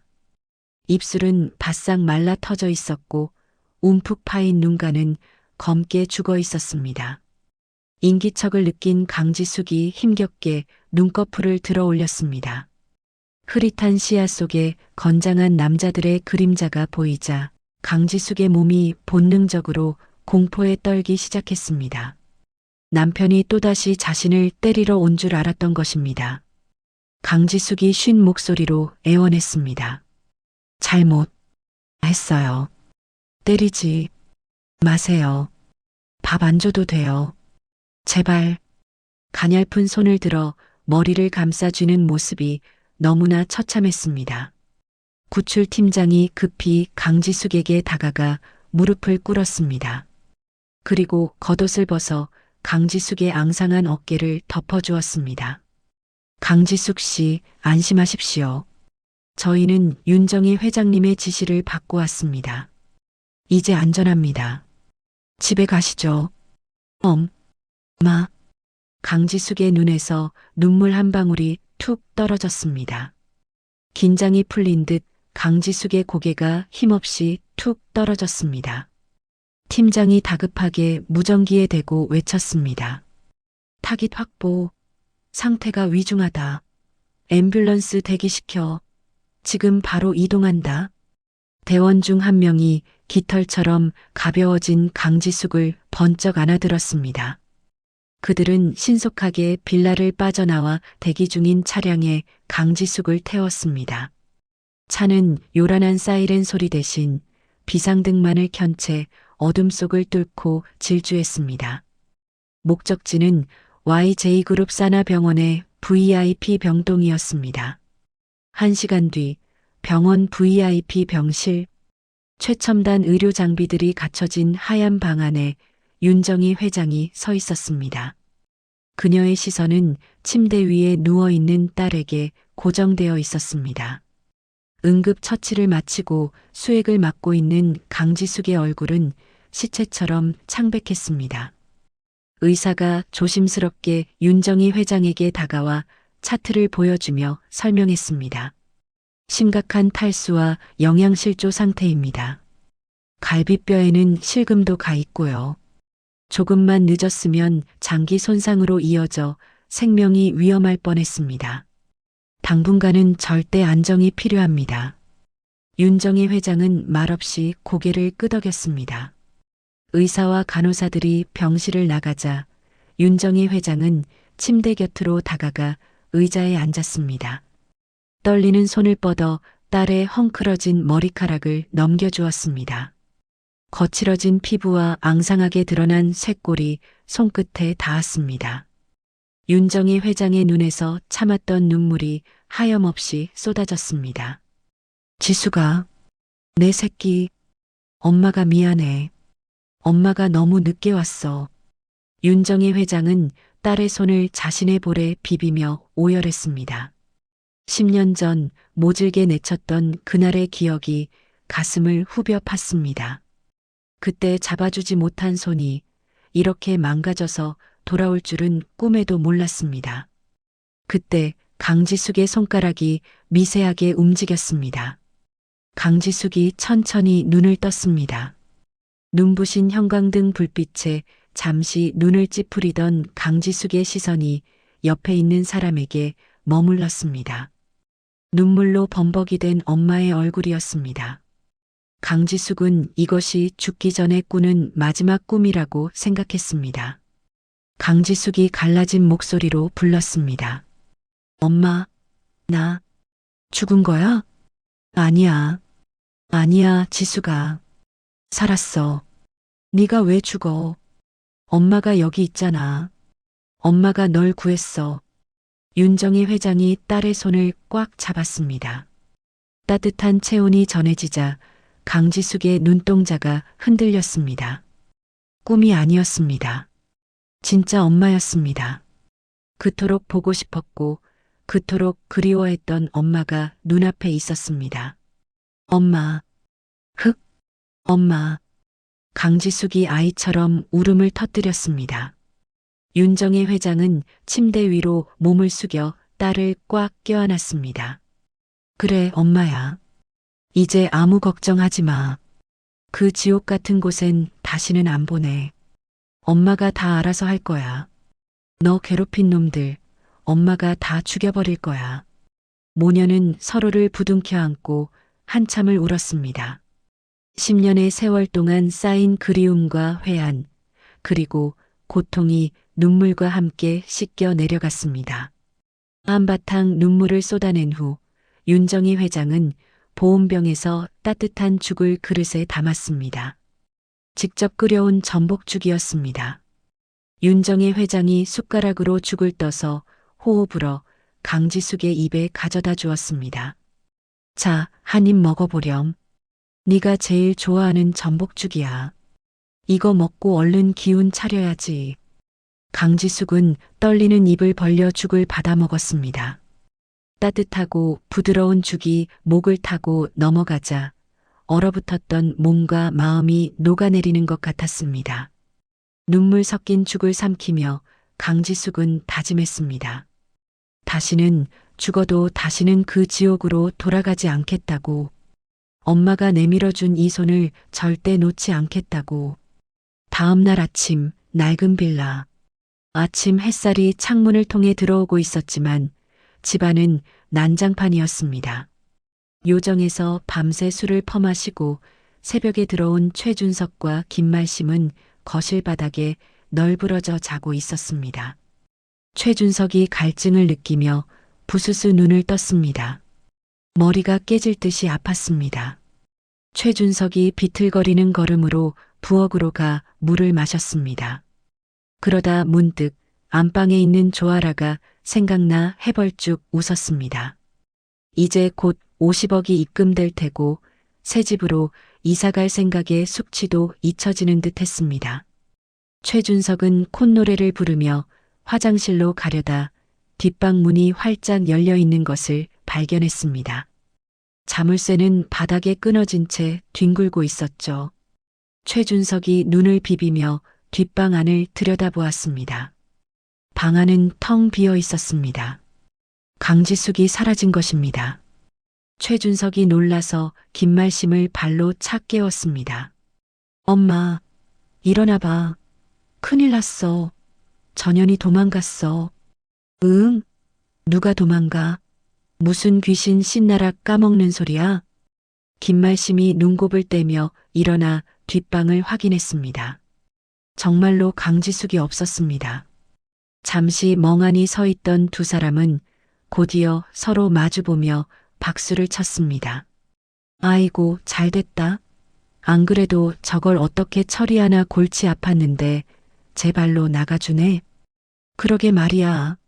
혹시라도 투자받는 날 꼬장이라도 부릴까봐 걱정했는데 아주 눈치 하나는 빠르네. 다시는 못 돌아오게 비밀번호 바꿔버려야지. 최준석은 낄낄거리며 도어락 비밀번호를 변경했습니다. 아내가 사라졌는데 걱정은커녕 짐을 덜었다며 좋아하는 꼴이 짐승만도 못했습니다. 조아라도 부스스한 얼굴로 방에서 나왔습니다. 오빠, 무슨 일이야? 왜 이렇게 시끄러워? 자기야, 그년이 밤사이에 도망갔어. 우리 이제 진짜 자유야. 위자료 줄 필요도 없고 딱 좋네. 어머, 정말. 역시 운은 우리 편이라니까. 세 사람은 강지숙이 사라진 것을 축하하며 아침부터 해장술을 따랐습니다. 그때 최준석의 휴대폰이 요란하게 울렸습니다. 발신자는 YJ그룹 비서실장이었습니다. 최준석이 자세를 고쳐잡고 공손하게 전화를 받았습니다. 네, 전무님. 안 그래도 기다리고 있었습니다. 입금 소식인가요? 수화기 너머 박 전무의 목소리는 평소보다 훨씬 딱딱하고 차가웠습니다. 최준석 사장님, 회장님께서 긴급히 의논할 사항이 있다고 하십니다. 지금 당장 가족분들과 함께 YJ그룹 본사로 오십시오. 투자건과 관련해서 중대한 변경 사항이 생겼습니다. 네, 변경 사항이요? 혹시 투자금이 더 늘어나는 겁니까? 오시면 알게 될 겁니다. 늦지 않게 오십시오. 회장님 기다리시는 거 싫어하십니다. 전화가 뚝 끊겼습니다. 최준석은 고개를 갸웃거리며 김말심과 조아라를 쳐다보았습니다. 엄마, 회장님이 지금 당장 본사로 오라는데 가족 다 데리고. 김말심이 눈을 반짝였습니다. 야, 이거 분명 좋은 소식이다. 투자금 늘려주려나 보다. 아니면 상견례라도 하자는 거 아니냐? 내가 어제 사부인이라고 했더니 마음에 드셨나 봐. 조아라도 흥분해서 화장대 앞으로 달려갔습니다. 오빠, 빨리 준비해. 나 제일 비싼 옷 입고 갈 거야. 가서 확실하게 도장 찍고 오자고. 세 사람은 들뜬 마음으로 분주하게 움직였습니다. 가장 비싼 옷을 꺼내 입고 향수를 뿌리며 재벌가를 만날 준비를 했죠. 강지숙이 사라진 빈자리는 안중에도 없었습니다. 그들이 향하는 곳이 화려한 파티장이 아니라 자신들을 단죄할 심판대라는 사실은 꿈에도 모른 채 그들은 불나방처럼 YJ그룹 본사를 향해 출발했습니다. 딸 강지숙이 병원으로 구출된 그날부터 윤정희 회장은 최준석 일당에게 해외 출장으로 인한 일정 연기라는 핑계를 대며 만남을 일주일간 미루었습니다. 그 일주일 동안 윤정희 회장은 딸의 건강 회복에 총력을 기울였습니다. 강지숙은 최고 의료진의 집중적인 치료를 받고 수액을 맞으며 잃었던 기력을 빠르게 되찾았습니다. 뼈만 남았던 몸에 생기가 돌기 시작했고 눈빛은 더 이상 공포에 질린 것이 아닌 복수심으로 단단하게 빛나고 있었죠. 윤정희 회장은 디자이너와 스타일리스트까지 동원하여 강지숙을 완전히 새로운 사람으로 변신시켰습니다. 한편 최준석과 김말심, 조아라는 윤정희 회장의 해외 출장이라는 말에 전혀 의심을 품지 않았습니다. 그들은 투자금 50억이 곧 입금될 것이라 확신하며 신용이 정지된 카드 대신 윤정희 회장이 준 법인 카드로 사치를 부리고 다녔습니다.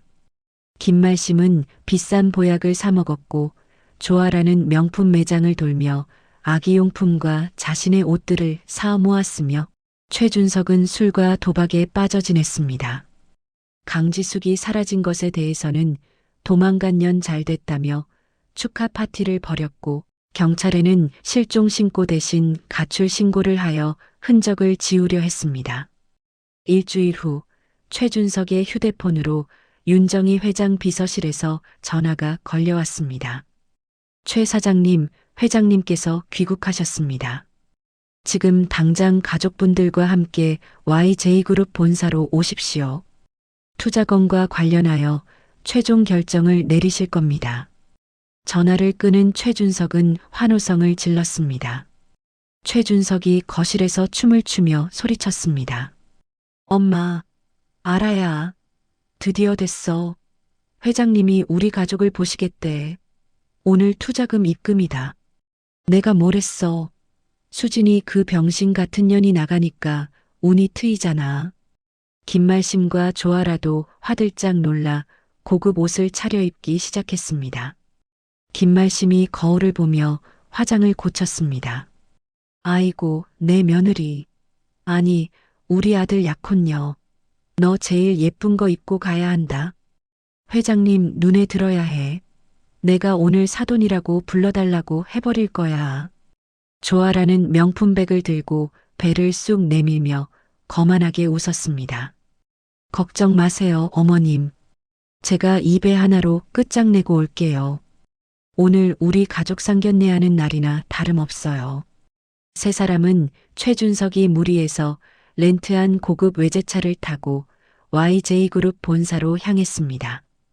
그들은 YJ타워 로비에서부터 직원들의 깍듯한 인사에 우쭐해졌습니다. 김말심이 경비원에게 삿대질을 하며 소리쳤습니다. 야, 우리 아들이 여기 회장 사돈 될 사람이다. 똑바로 서서 인사 안 해? 경비원은 당황했지만 박 전무의 지시를 받은 직원들은 그들의 비위를 맞추며 회장실로 안내했습니다. 그들은 자신들이 이미 재벌가 일원이 된 양 거만하게 굴었습니다. LJ타워 50층 회장실. 육중한 문이 열리고 세 사람은 기대에 가득 찬 표정으로 발을 들이밀었습니다. 넓은 집무실 창밖으로는 서울 시내가 한눈에 내려다 보이는 웅장한 풍경이 펼쳐져 있었습니다. 책상 뒤에 윤정희 회장이 냉정한 표정으로 앉아 있었습니다. 그리고 그 옆 햇살이 가장 잘 드는 소파에는 머리부터 발끝까지 흠잡을 데 없이 완벽한 옷차림으로 다리를 꼬고 앉은 여자가 있었습니다. 그녀는 비록 아직 야위였지만 뼈대부터 다른 우아한 기품을 풍기고 있었습니다. 최준석은 여자를 보고 잠시 고개를 갸웃거렸습니다. 누구인지 짐작조차 가지 않았지만 재벌가 사람일 것이라 생각했습니다. 최준석이 허리를 굽히며 윤정희 회장에게 아부를 떨었습니다.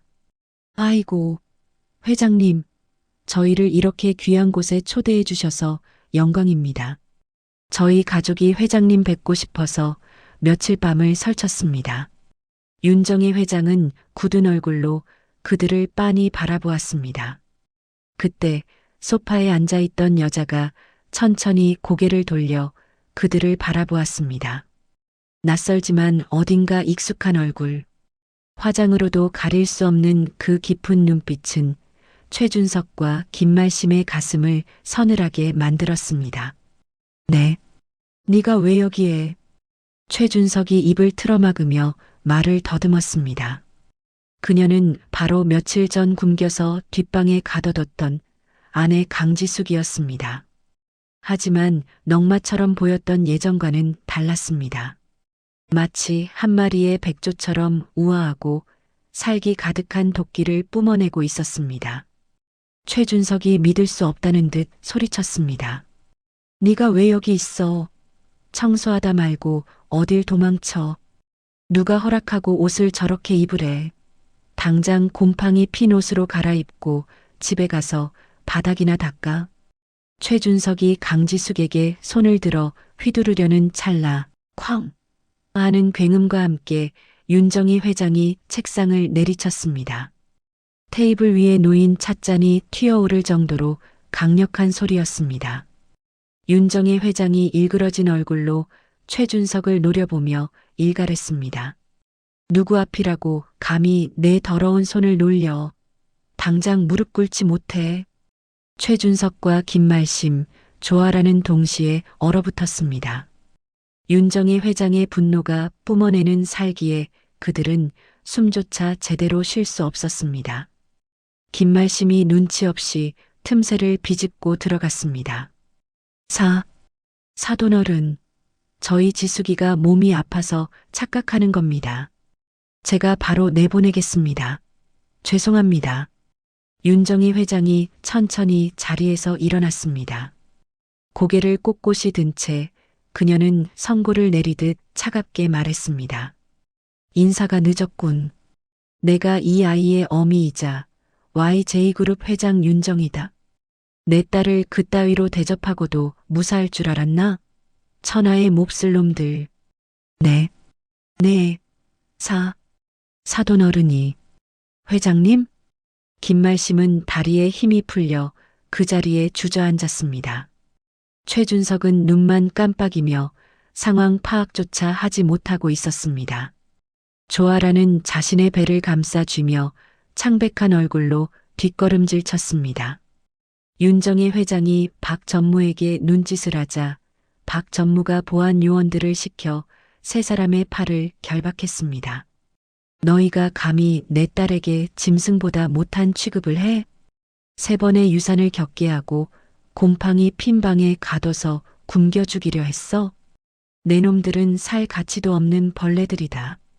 윤정희 회장의 분노가 회장실을 뒤흔들었습니다. 그때 강지숙이 소파에서 일어났습니다. 강지숙은 천천히 최준석 앞으로 다가갔습니다. 최준석은 공포에 질려 강지숙의 눈을 똑바로 보지 못했습니다. 수진아. 아니 지수가. 여보, 내가 잘못했어. 용서해줘. 내가 미쳤었나 봐. 강지숙은 최준석의 애원에는 눈 하나 깜짝하지 않았습니다. 강지숙이 손을 들어 최준석의 뺨을 힘껏 올려붙였습니다. 찰싹 소리가 방 안에 날카롭게 울려 퍼졌습니다.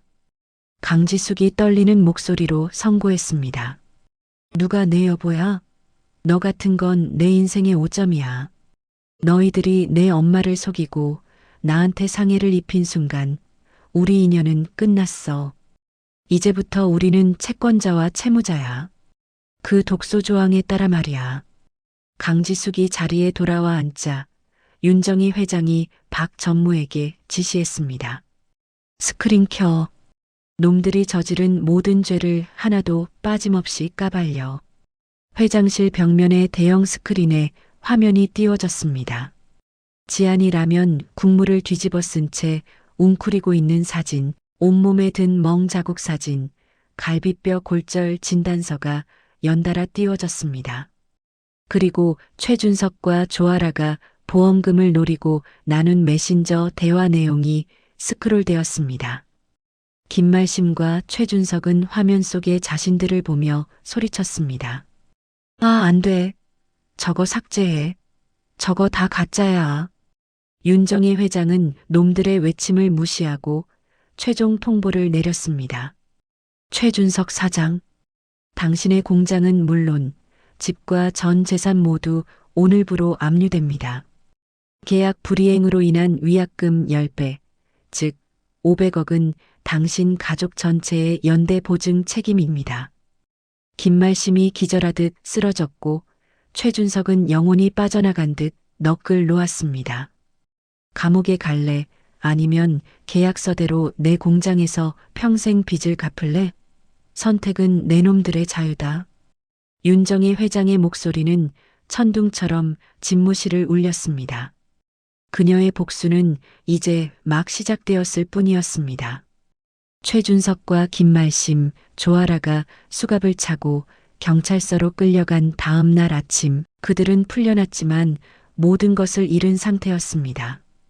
경찰은 윤정희 회장이 제출한 증거를 바탕으로 횡령 및 사기 혐의에 대해 조사를 진행하겠다고 밝혔지만 일단 증거인멸 및 도주의 우려가 없다며 그들을 풀어주었습니다.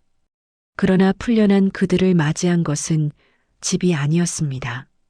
윤정희 회장의 지시로 법원이 발부한 압류 명령서가 이미 빌라 현관에 도배되어 있었죠. 서울 변두리의 한 낡은 모텔방. 퀴퀴한 담배 냄새와 눅눅한 습기가 가득한 좁은 방 안에 세 사람이 모여 앉아 있었습니다. 김말심은 어제 입었던 한복을 그대로 입고 방바닥에 주저앉아 낡은 휴대폰을 보고 울부짖었습니다. 김말심이 화면을 보며 가슴을 쥐어뜯었습니다. 아이고, 이게 말이 되니? 살림살이가 싹 다 압류당했어. 내가 평생 모은 금부치까지 다 가져갔어. 전현이 우리를 거지로 만들었어. 최준석은 며칠 동안 씻지 못해 푸석해진 얼굴로 소주병을 들이켰습니다. 최준석이 소주를 들이켜고는 바닥에 침을 뱉으며 소리쳤습니다. 이게 다 누구 때문인데? 조아라 내년이 남의 새끼 뵈서 사기만 안 쳤어도 50억은 내 돈이었어. 500억도 내 돈이었다고. 최준석이 소주병을 바닥에 집어 던지려 하자 조아라가 발로 병을 걷어찼습니다. 야, 최준석, 또 내 탓이야? 네가 계약서를 꼼꼼히 봤어야지. 네가 때리고 굶겨서 보험금 타려 했잖아. 네가 저지른 짓이 더 악마 같아. 세 사람은 서로에게 욕설을 퍼붓고 머리채를 잡고 싸우며 자신들의 비참한 처지를 잊으려 했습니다. 며칠 동안 그들은 서로를 탓하며 싸우고 남은 돈으로 술과 라면을 사 먹으며 연명했습니다. 그때 조아라가 눈물을 닦더니 문득 묘한 미소를 지었습니다. 조아라가 최준석과 김말심을 번갈아 보며 속삭였습니다. 오빠, 어머님, 우리 이대로 끝낼 수 없어. 저 여자들 돈으로 안 되면 다른 걸로 복수해야지. 김말심이 눈을 번쩍 떴습니다. 다른 거? 돈도 없는데 뭘로 복수해? 저 윤정희 회장이 얼마나 무서운 사람인데. 세상 사람들은 돈으로 안 움직여요. 동정심으로 움직이지. 생각해봐요.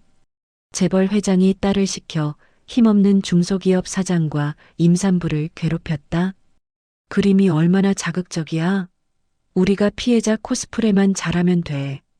조아라가 휴대폰을 꺼내 평소 알고 지내던 사이버 레카이슈 유튜버에게 전화를 걸었습니다.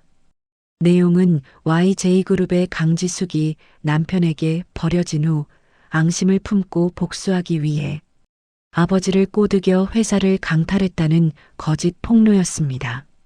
그리고 즉시 영상을 찍어 재벌가 갑질에 무너진 중소기업 사장의 절규라는 자극적인 제목으로 인터넷에 유포했습니다. 영상 속에서 최준석은 머리를 쥐어뜯으며 오열했습니다. 저는 힘없는 중소기업 사장입니다. 전처가 재벌 딸인 걸 숨기고 접근했고 저와 어머니를 협박해서 회사를 강탈했습니다. 저 여자 강지숙는 원래 정신적으로 문제가 있어 가출했던 사람입니다. 저희는 억울합니다. 김말심은 얼굴에 흑칠을 하고 카메라 앞에서 소리쳤습니다. 맞아요. 우리 며느리가 정신적으로 불안해서 10년 동안 집을 나갔다 들어왔다 했어요. 회장님은 돈으로 유전자 검사 결과를 조작한 겁니다. 임산부인 우리 아라조아라를 괴롭혀서 유산 위기에 처하게 했어요. 조아라는 연고로 눈 주변을 붉게 만들고 배를 부여잡은 채 닭똥 같은 눈물을 뚝뚝 흘리는 연기를 했습니다. 회장님의 압박 때문에 우리 아기가 잘못될까봐. 저는 너무 무서워요. 제발 우리를 살려주세요. 재벌의 횡포를 막아주세요. 이 영상은 재벌가 상속녀의 두 얼굴, 임산부 폭행 논란이라는 제목으로 순식간에 수백만 조회수를 기록했습니다. 대중은 분노했습니다. 사실 확인도 되지 않은 가짜 뉴스였지만 동정심과 분노는 통제불능이었습니다. 와, 재벌이면 다냐? 유전자 조작 소름 돋네. 임산부를 건드리는 건 진짜 악마네. 그 딸 지숙도 제정신이 아닌 듯. YJ그룹 불매운동 하자. 국민청원 올려라. 여론은 순식간에 강지숙을 마녀 사냥하기 시작했고 다음 날 아침 LJ그룹 사옥 앞에는 수백 명의 시위대가 몰려와 윤정희 회장과 강지숙을 비난했습니다. 계란과 밀가루가 회사 로비 유리창으로 날아들었습니다.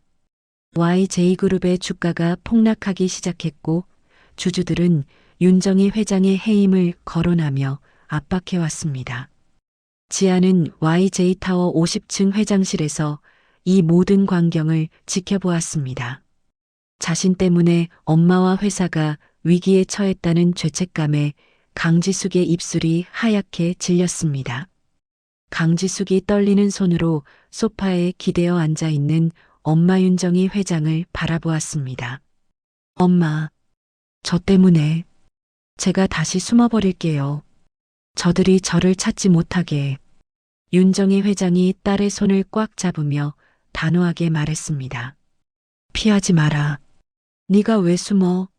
죄 지은 놈들은 저기 길바닥에 널브러져 있는데 저것들은 네가 다시 불쌍해져서 돌아오기를 바랄 뿐이야. 엄마가 곁에 있는데 왜 무서워하니? 윤정희 회장의 눈빛은 흔들림이 없었습니다. 오히려 그 위기를 이용해 마지막 회심의 일격을 가할 계획을 세우고 있었습니다. 윤정희 회장이 박 전무에게 지시했습니다.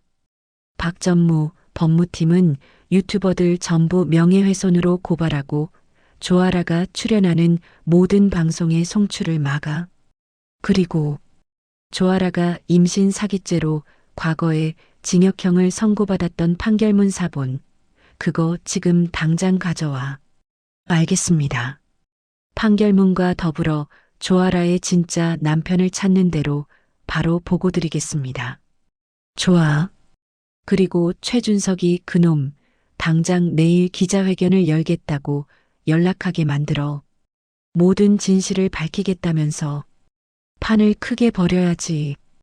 윤정희 회장은 창밖의 시위대를 차갑게 노려보았습니다. 저들이 스스로 판 함정 속에 영원히 빠지게 만들 작정이었습니다. 그날 밤 윤정희 회장의 지시를 받은 변호인단과 정보팀은 분주하게 움직였습니다. 조아라의 진짜 내연남을 찾기 위해 전국을 뒤졌고 최준석 일당이 과거 지안을 학대했던 추가 증거를 확보했습니다. 윤정희 회장은 강지숙에게 따뜻한 차를 건네며 위로했습니다. 걱정 마라, 지수가. 네가 겪은 고통은 저들이 절대 흉내낼 수 없어. 우리가 가진 진실은 저들의 모든 거짓을 불태워버릴 불꽃이 될 거야. 강지숙은 엄마의 따뜻한 말과 눈빛에 힘을 얻고 고개를 끄덕였습니다. 강지숙의 눈빛에 다시 한번 복수심의 불꽃이 타오르기 시작했습니다. 다음 날 오전 서울 강남의 한 스튜디오. 최준석과 조아라는 유튜브 생방송 카메라 앞에서 마이크를 잡고 앉아 있었습니다. 여론의 동정심을 최대한 이끌어내기 위해 조명은 일부러 어둡고 침울하게 설정되어 있었죠. 최준석은 머리를 쥐어뜯으며 눈물을 쏟아내는 연기를 했고 조아라는 링거 꽂는 신용을 하며 배를 부여잡고 괴로운 표정을 지었습니다. 존경하는 국민 여러분, 저는 억울합니다. 대기업 회장님의 권력과 돈 앞에 힘없는 저희 가족은 속수무책으로 당했습니다. 저는 전처의 악랄한 복수국에 회사를 강탈당했습니다. 최준석이 울부짖으며 카메라를 향해 소리쳤습니다. 옆에 있던 조아라도 흐느끼며 거짓말을 보탰습니다. 흐흑. 한 달 만에 체중이 10kg이 빠졌어요. 매일 밤 악몽에 시달립니다. 제 뱃속의 아기는 이대로는 위험해요. 제발 재벌의 횡포를 막아주세요. 생방송 시청자 수는 순식간에 50만 명을 돌파했고 채팅창에는 YJ그룹을 비난하는 댓글이 폭주했습니다. 최준석과 조아라는 회심의 미소를 지으며 이제 윤정희 회장에게서 거액의 합의금을 받아낼 일만 남았다고 확신했습니다. 그때였습니다. 스튜디오 뒷문이 열리고 한 줄기 강렬한 빛이 들어왔습니다. 카메라가 돌아가는 상황임에도 그 빛을 뚫고 윤정희 회장과 강지숙이 들어섰습니다. 강지숙은 밝은색 정장을 입고 있었고 그 뒤로는 법무팀장과 건장한 경호원들이 그림자처럼 따르고 있었습니다. 최준석과 조아라는 경악하여 입을 다물지 못했습니다. 윤정희 회장이 단상 앞으로 걸어 나와 마이크를 잡았습니다. 저는 YJ그룹 회장 윤정희입니다. 오늘 이 자리에서 저희 딸과 회사를 둘러싼 모든 거짓을 끝내겠습니다. 그리고 저들이 국민을 상대로 저지른 사기극의 대가를 치르게 할 것입니다. 윤정희 회장의 말 한마디에 시청자들은 혼란에 빠졌습니다. 윤정희 회장이 준비된 스크린을 향해 손짓했습니다. 스크린에 영상 하나가 띄워졌습니다. 그것은 최준석의 집안에 몰래 설치된 초소형 카메라 영상이었습니다. 영상 속에는 최준석과 김말심이 강지숙에게 라면, 국물을 붓고 발로 걷어차며 뒷방에 가두고 족발뼈를 던져주는 충격적인 장면들이 고스란히 담겨 있었습니다. 가장 끔찍했던 것은 강지숙이 피를 토하며 쓰러졌을 때 그들이 방치하고 술을 마시며 웃는 모습이었습니다. 스튜디오 안은 정적에 휩싸였습니다. 시청자들의 채팅창은 순식간에 악마들, 저게 사람이냐, 당장 잡아넣어라라는 분노로 뒤덮였습니다. 윤정희 회장이 싸늘하게 질문했습니다. 최준석 씨, 이게 당신이 말한 가출한 아내를 기다리는 힘없는 가장의 모습입니까? 당신은 보험금을 노리고 내 딸을 굶겨 죽이려 했습니다. 인간의 탈을 쓴 악마일 뿐입니다. 최준석은 얼굴이 흑빛이 되어 무릎을 꿇고 떨었습니다. 아닙니다. 저거 다 조작입니다. 저건 저의 치부가 아닙니다. 윤정희 회장은 최준석의 외침을 무시하고 강지숙에게 마이크를 넘겼습니다. 강지숙은 떨리는 손으로 마이크를 잡았습니다. 그녀의 눈빛은 더 이상 피해자가 아니었습니다. 저는 강지숙입니다. 10년간 저 사람들에게 짐승처럼 살았습니다. 저는 저들의 학대로 3번의 유산을 겪었습니다. 그리고 이 모든 고통의 증거는 엄마가 제 몸에 난 상처를 보고 알게 되었습니다. 강지숙이 어깨와 팔에 멍 자국을 드러내자 시청자들의 분노는 극에 달했습니다. 그때 조아라가 다시 배를 부여잡고 일어나 소리쳤습니다. 거짓말 마. 유산은 네가 몸 관리를 못한 거야. 그리고 나 임산부야. 당신이 임산부를 협박했어. 내 뱃속의 아들은 무사해야 해. 윤정희 회장이 조아라의 말을 끊었습니다. 그 뱃속의 아들이요? 그 아들이 최준석 씨의 친자가 아니라는 유전자 검사 결과, 그리고 조아라 씨가 과거 다른 재력가들에게도 임신 사기를 쳤다는 판결문 사본까지 제가 모두 확보했습니다. 스크린에 친자 불일치가 명시된 유전자 검사 보고서와 조아라의 과거 징역형 판결문 사본이 띄워졌습니다. 최준석이 경악하여 조아라를 돌아보았습니다. 뭐라고? 친자가 아니라고? 남의 새끼였어? 최준석의 눈이 뒤집혔습니다. 바로 그때 스튜디오 뒷문이 다시 열리고 낯선 남자가 등장했습니다. 그는 조아라의 진짜 내연남이자 태아의 친부였습니다. 남자가 조아라에게 달려들며 소리쳤습니다.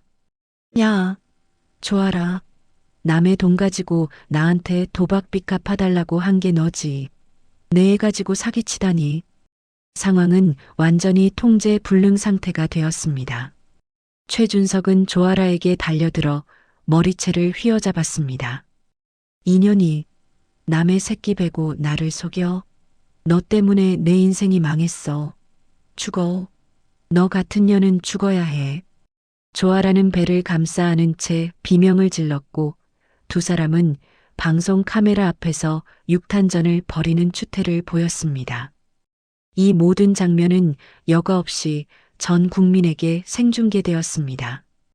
윤정희 회장이 비서실장에게 지시했습니다. 경찰 불러. 그리고 방송 당장 종료시켜. 잠시 후 경찰들이 들이닥쳐 최준석과 조아라를 제압했습니다.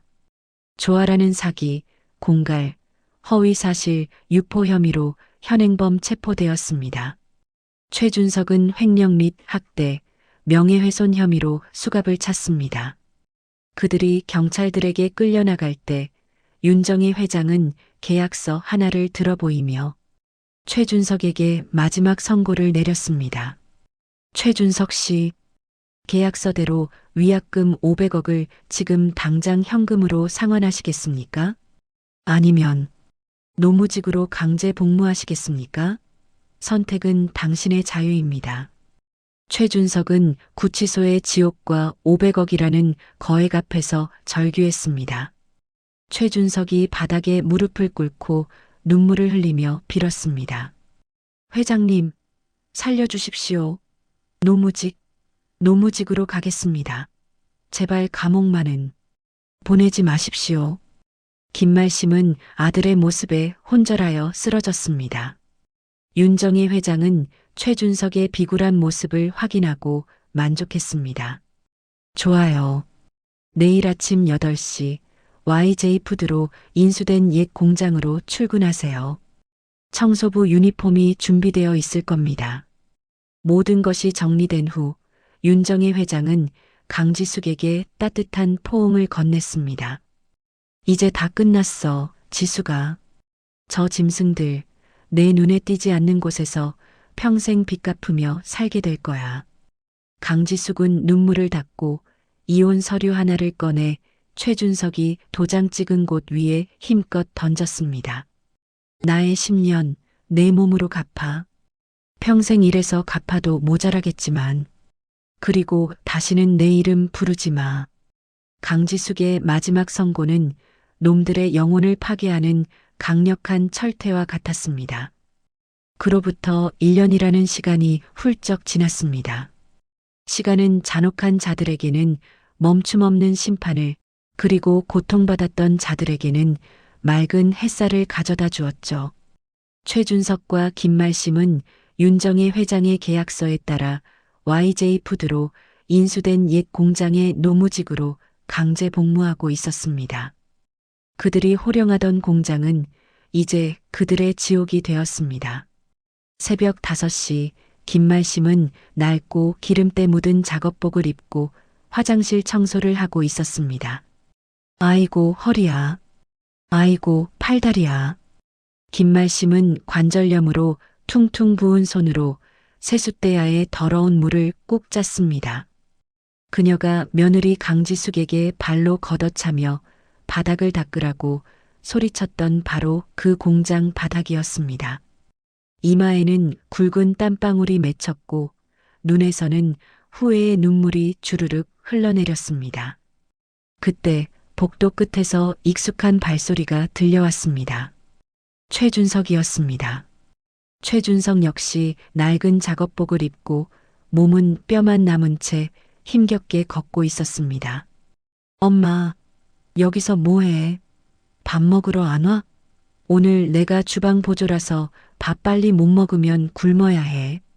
최준석이 신경질적으로 소리쳤습니다. 그의 손에는 지저분한 식판이 들려 있었는데 밥알이 듬성듬성 붙어 있었습니다.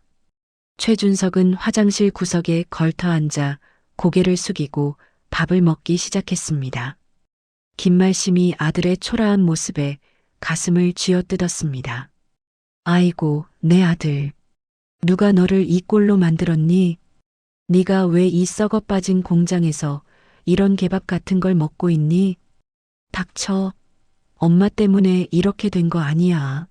엄마가 그 거지 같은 계약서 똑바로 읽어보라고 했어야지. 네가 좋아라 그년 꼬드기는 바람에 다 망했어. 두 사람은 식판을 사이에 두고 서로에게 욕설을 퍼붓고 머리채를 잡고 싸우기 시작했습니다. 그들이 과거 강지숙에게 했던 학대와 다를 바 없는 비참하고 추악한 나날이었습니다. 복도 끝에서 옛 공장 직원이었던 관리자가 이 모습을 지켜보았습니다. 관리자가 최준석의 등짝을 작업하러 걷어찼습니다. 야, 최준석, 밥 먹고 바로 청소차 돌려야지. 밥값도 못하는 놈이 어디서 때를 써? 강지숙 씨가 너보다 훨씬 일 잘했겠다. 최준석은 관리자의 발길질에 바닥에 나뒹굴었습니다. 그는 고통과 수치심 속에서 과거 강지숙이 자신에게 맞고 울던 모습을 떠올렸습니다. 하지만 후회는 이미 너무 늦어버린 뒤였습니다. 그들은 윤정희 회장의 계약서대로 평생 빚을 갚아도 모자랄 무기한 강제 노역에 묶여 있었습니다. 같은 시각 서울의 한복판, 따스한 햇살이 가득한 YJ그룹 복지재단 회의실. 강지숙은 복지재단 이사장으로서 미혼모와 학대 피해 여성들을 위한 쉼터 건립 최종 보고를 받고 있었습니다. 흰색 재킷을 입은 강지숙의 얼굴에는 생기가 돌았고 눈빛은 강인함과 따뜻함이 동시에 담겨 있었습니다. 30대 후반이라는 나이가 무색할 정도로 아름다운 모습이었습니다. 피해자 여성들이 다시 사회에 복귀할 수 있도록 직업 교육 프로그램을 강화해 주세요. 저처럼 다시 일어설 수 있도록 돕는 것이 저희 재단의 목표입니다. 강지숙이 이사들에게 지시를 내리자 모두가 그녀의 리더십에 고개를 끄덕였습니다. 그녀의 상처는 이제 흉터가 아닌 타인을 돕는 숭고한 힘이 되어 있었습니다. 몇 달 후 강지숙은 방송 인터뷰에 응했습니다.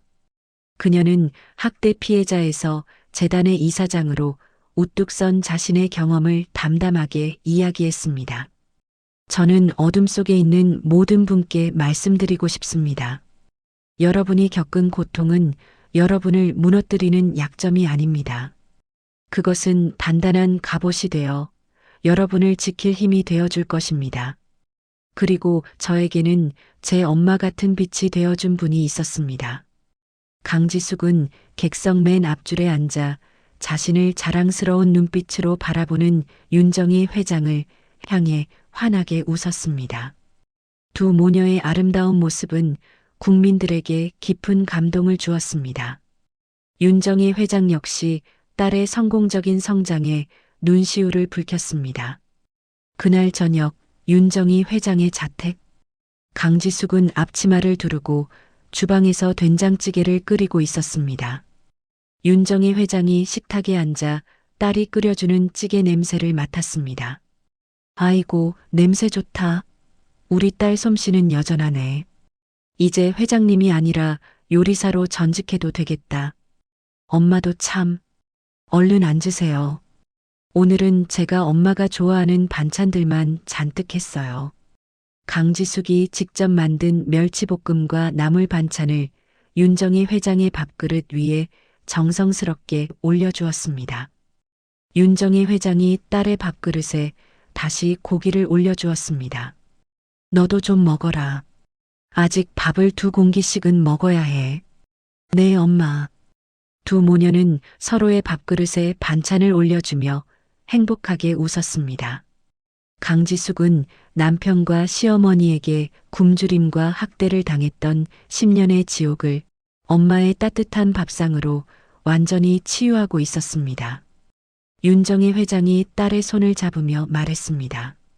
지숙아, 엄마가 널 내쳤던 10년이 너무 후회스러워. 이제야 네가 끓여주는 밥을 먹으니 마음이 놓인다. 엄마, 저도 엄마의 품이 그리웠어요. 이제 다시는 서로 놓지 말아요. 두 모녀는 서로의 손을 꽉 잡았습니다.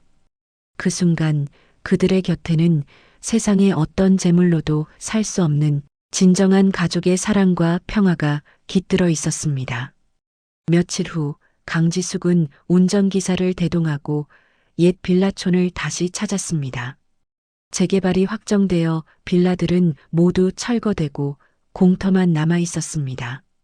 강지숙이 차에서 내려 10년 동안 자신을 가두고 고통스럽게 했던 반지하 방이 있던 자리에 섰습니다. 그곳에는 이제 맑은 햇살만이 쏟아지고 있었습니다. 강지숙은 눈을 감고 깊은 숨을 들이마셨습니다. 더 이상 곰팡이 냄새나 악취는 느껴지지 않았습니다. 안녕, 나의 지옥. 그리고 안녕, 나의 과거. 강지숙은 눈을 뜨고 뒤돌아섰습니다.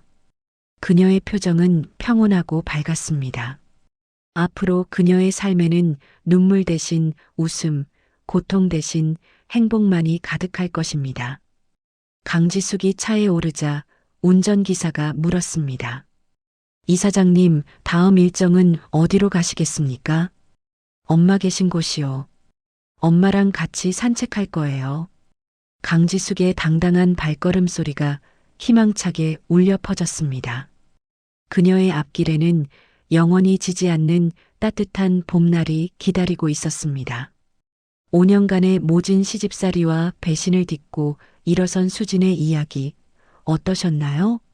자신의 가치를 스스로 증명하며 여왕으로 거듭난 그녀의 모습에서 짜릿한 카타르시스를 느끼셨길 바랍니다. 진정한 복수는 상대를 무너뜨리는 것을 넘어 보란 듯이 더 행복하게 잘 사는 것이라는 말이 가슴에 깊이 남습니다. 때로는 인생의 차가운 비바람이 몰아쳐도 그 뒤엔 반드시 맑은 무지개가 뜬다는 사실을 잊지 마셨으면 좋겠습니다. 수진과 홍 회장이 보여준 따뜻한 가족애처럼 여러분의 가정에도 늘 웃음과 행복이 가득하기를 진심으로 기원합니다. 답답한 속이 뻥 뚫리는 사이다 같은 시간이 되셨기를 바라며 오늘 준비한 이야기는 여기서 마치겠습니다. 이야기를 끝까지 들어주신 분이 계시다면 잘 들었다고 댓글 하나만 남겨주세요. 지금까지 똑순이 사랑방이었습니다. 감사합니다.